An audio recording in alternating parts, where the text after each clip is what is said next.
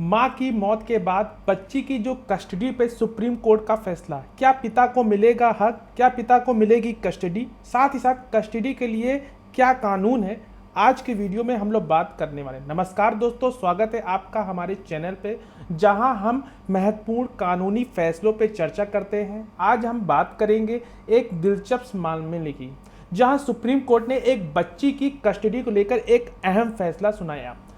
सबसे पहले हम लोग जानते हैं कि केस का परिचय, यानी कि है क्या केस। यह जो मामला है एक बच्ची की कस्टडी से जुड़ा है, जिसकी मां जिसको जो दिसंबर 2022 में दुर्भाग्यपूर्ण तरीके से निधन हो गया था। बच्ची की उम्र उस वक्त 11 महीने थी, अब वह 2 साल 7 महीने की हो चुकी है।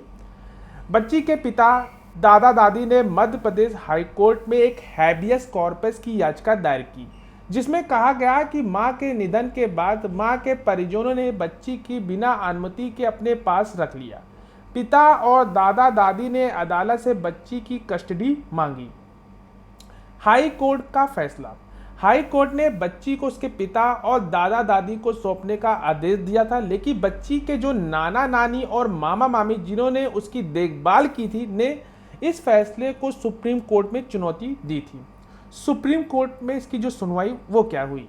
सुप्रीम कोर्ट ने हाई कोर्ट के इस फैसले पर रोक लगाई और कहा कि बच्ची की भलाई के लिए सबसे जो महत्वपूर्ण है वो है कि बच्चे की भलाई को देखते हुए उसकी कस्टडी बिना गहन जांच के नहीं बदली जा सकती। कोर्ट ने कहा कि जो हैबियस कॉर्पस की जो याचिका का एक असाधारण उपाय है, इसमें बच्ची को भलाई को सबसे अधिक महत्व दिया जाना चाहिए। कोर्ट ने यह भी कहा कि बच्ची पिछले 1.5 साल से अपने नाना नानी के पास रह रही थी और इसी नाजुक उम्र में उसकी कस्टडी में बदलना उसके मानसिक और स्वास्थ्य पर भी असर डाल सकता है। सुप्रीम कोर्ट ने क्या निर्देश दिया, आइए वो जानते हैं। सुप्रीम कोर्ट ने फैसला सुनाते हुए कहा कि पिता और दादा दादी को बच्ची से मिलने की अनुमति दी जाएगी, लेकिन कस्टडी का अंतिम फैसला गार्जियन एंड वार्ड्स एक्ट के तहत सिविल या फैमिली कोर्ट में ही होगा। हर महीने के पहले, तीसरे और 5वें शनिवार को बच्ची को पिता और दादा दादी से मिलने दिया जाएगा। इस प्रक्रिया को जिला कानूनी सेवा प्राधिकरण की देखरेख में किया जाएगा। कोर्ट ने बच्ची के साथ पिता और दादा दादी की मुलाकात को सहज बनाने के लिए एक मनोवैज्ञानिक की नियुक्ति भी सलाह दी। इस केस में सुप्रीम कोर्ट ने स्पष्ट कर दिया कि बच्ची की भलाई के लिए सबसे जो महत्वपूर्ण है, बिना उचित जांच के कस्टडी नहीं बदलनी चाहनी चाहिए। कोर्ट ने यह भी कहा कि पिता को अपने बच्चे से मिलने का हक जरूर है। क्या पिता को कस्टडी पक्की है? नहीं, इस मामले में पिता की जो कस्टडी वो पक्की नहीं है। सुप्रीम कोर्ट ने यह स्पष्ट किया कि बच्चे की कस्टडी का अंतिम फैसला सिविल या फैमिली कोर्ट के तहत गार्जियन एंड वार्ड्स एक्ट के अनुसार किया जाएगा। सुप्रीम कोर्ट ने यह भी कहा कि पिता को फिलहाल बच्ची से मिलने की अनुमति दी जाएगी, लेकिन जो कस्टडी का निर्णय केवल उचित कानूनी प्रक्रिया के बाद किया जाएगा।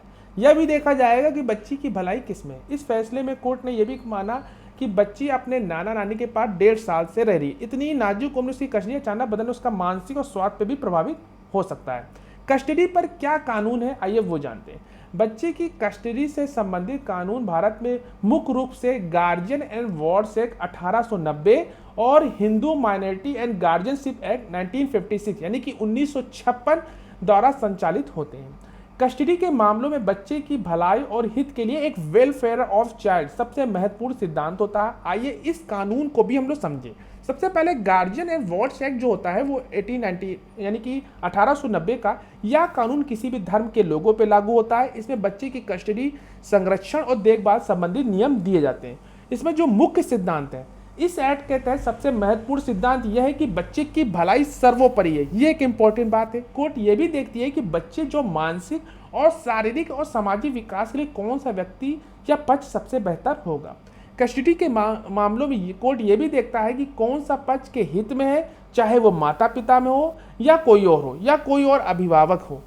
दूसरा होता है हिंदू माइनॉरिटी गार्जियनशिप एक्ट 1956 यानी कि 1956 का ये जो कानून है हिंदू, बौद्ध, जैन और सिख धर्म के लोगों पे लागू होता है।